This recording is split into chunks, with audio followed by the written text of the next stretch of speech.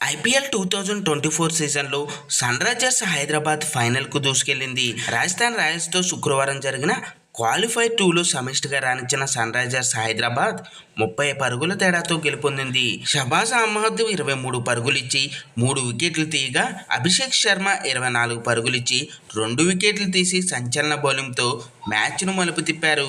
ఈ మ్యాచ్లో ముందుగా బ్యాటింగ్ చేసిన సన్ రైజర్స్ హైదరాబాద్ నిర్ణీత 20 ఓవర్లో 9 వికెట్లకు 175 పరుగులు చేసింది. హెన్రీస్ క్లాసెన్ 34 బంతుల్లో 4 సిక్సర్లతో 50 పరుగులు చేసి హాఫ్ సెంచరీతో రాణించగా, త్రిపాఠి 15 బంతుల్లో 5 ఫోర్లు 2 సిక్సర్లతో 37 పరుగులు చేశాడు. ట్రావిస్ హెడ్ 28 బంతుల్లో 3 ఫోర్లు 1 సిక్స్తో 34 పరుగులతో రాణించాడు. రాజస్థాన్ రాయల్స్ బౌలర్లు ట్రెంట్ బోల్ట్, ఆవేష్ ఖాన్ 3 వికెట్లు తీయగా సందీప్ శర్మ 2 వికెట్లు పడగొట్టాడు.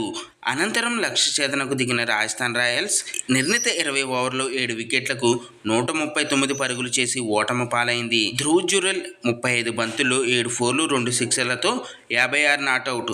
అజయ్ హాఫ్ సెంచరీతో ఒంటరి పోరాటం చేయగా, యశస్వి జైస్వాల్ 21 బంతుల్లో 4 ఫోర్లు 3 సిక్సర్లతో 42 పర్లేదనిపించాడు.